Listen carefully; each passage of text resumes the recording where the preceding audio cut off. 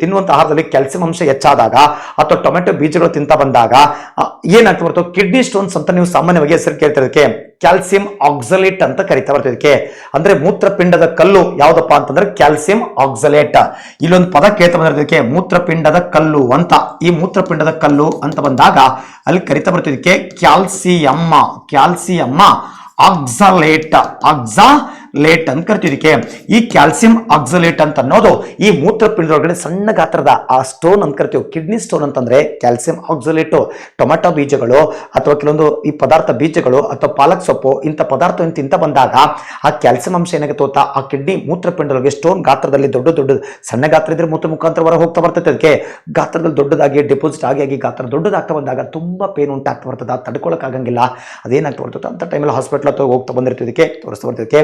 But ಆ ಮೂತ್ರಪಿಂಡದ ಕಲ್ಲಿಗೆ ಕಾರಣ ಅಂತ ಕಿಡ್ನಿ ಸ್ಟೋನ್ ಅಂತ ಬಂದಾಗ ಕ್ಯಾಲ್ಸಿಯಂ ಆಕ್ಸಲೇಟ್ ಅಂತ ಏನದ ಕರೀತಾ ಬರ್ತಿದ್ದಕ್ಕೆ.